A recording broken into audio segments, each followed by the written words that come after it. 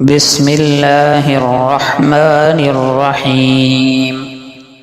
گفتگو ایسی چیز ہے جس کی وجہ سے انسان یا تو دل میں اتر جاتا ہے یا دل سے اتر جاتا ہے۔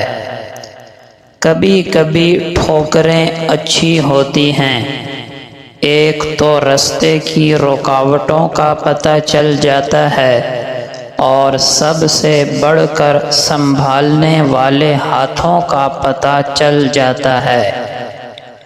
کبھی کبھار ہمیں خاموش رہنا پڑتا ہے، اس لیے نہیں کہ ہم ڈرتے ہیں، بلکہ اس لیے کہ ہمیں رشتے بحث سے زیادہ عزیز ہوتے ہیں۔ کسی نے پوچھا، تم انہیں یاد ہی کیوں کرتے ہو جو تمہیں یاد نہیں کرتے؟ دل تڑپ کر بولا، رشتے نبھانے والے مقابلہ نہیں کرتے۔ بات علم سے، دلیل سے کرو، طاقت کا سہارا نہ لو، کیونکہ طاقت کتنی بھی بڑی کیوں نہ ہو، دلیل کے آگے، علم کے آگے چھوٹی ہو جاتی ہے۔ کچھ تکلیفیں ہمارا امتحان لینے نہیں، بلکہ اپنے ساتھ جڑے لوگوں کی پہچان کروانے آتی ہیں۔ کس حد تک جانا ہے یہ کون جانتا ہے، کس منزل کو پانا ہے یہ کون جانتا ہے، دوستی کے دو پل جی بھر کے جی لو، کس روز بچھڑ جانا ہے یہ کون جانتا ہے۔ چھوٹی چھوٹی نیکیاں بڑے گناہوں کو کھا جاتی ہیں، اور کسی کے بارے میں اچھا سوچنا بھی ایک نیکی ہے۔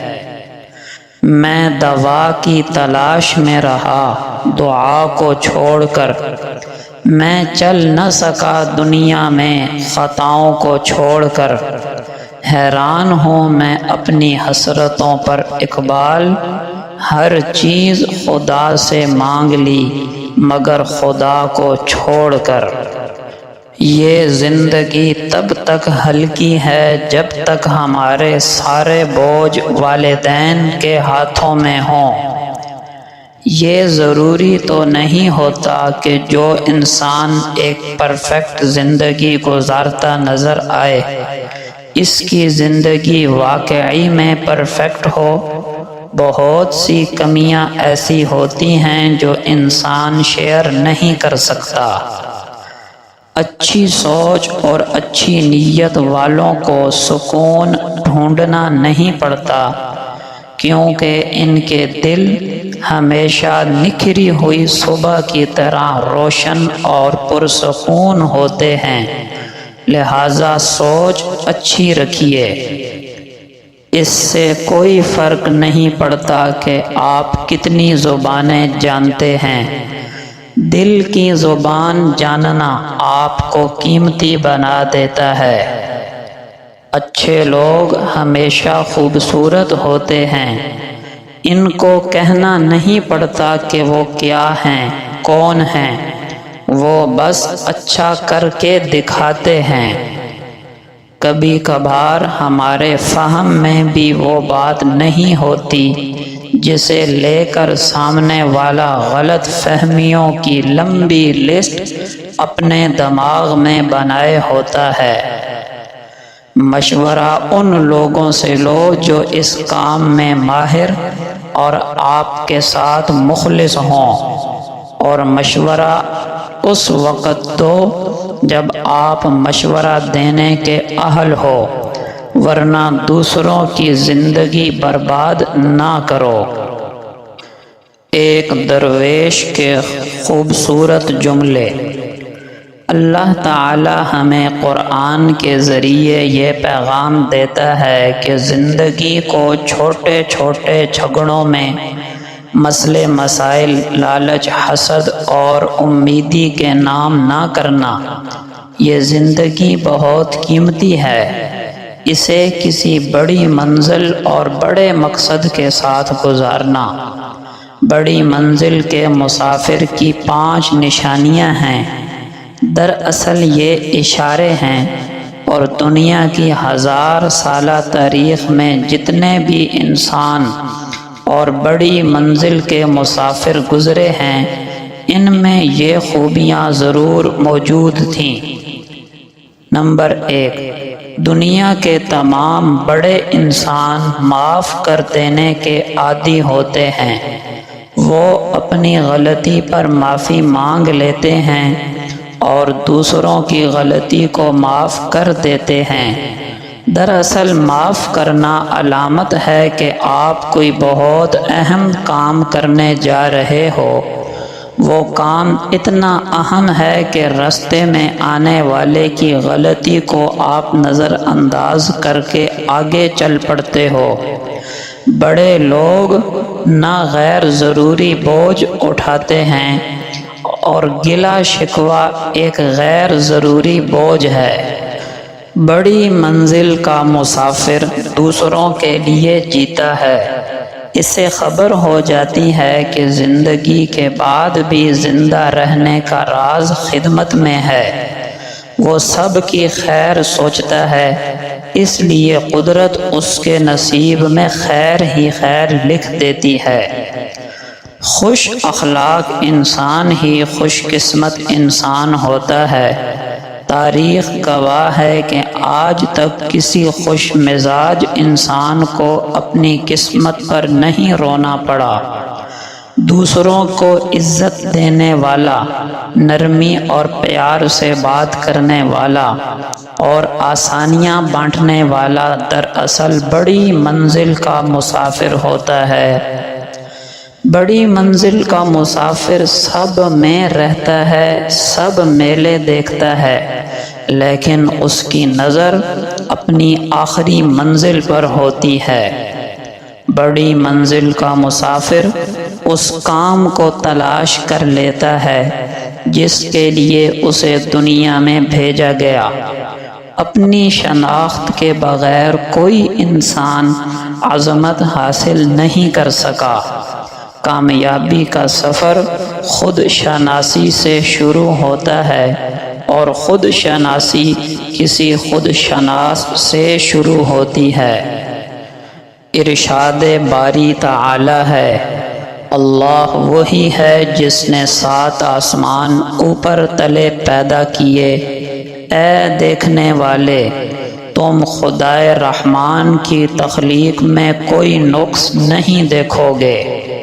ذرا آنکھ اٹھا کر دیکھ، بھلا تجھ کو آسمان میں کوئی شگاف نظر آتا ہے؟ پھر بار بار نظر دوڑاؤ، نتیجہ یہی ہوگا کہ ہر بار نظر تھک ہار کر تمہارے پاس ناکام لوٹ آئے گی۔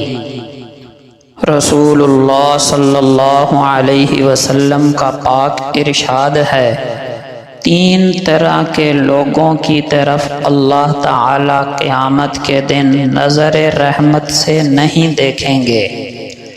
ماں باپ کا نافرمان، جو عورت مردوں کی مشابہت اختیار کرے، دیوس یعنی بے غیرت شخص، اور 3 آدمی ایسے ہیں جو ابتداءً جنت میں نہ جائیں گے۔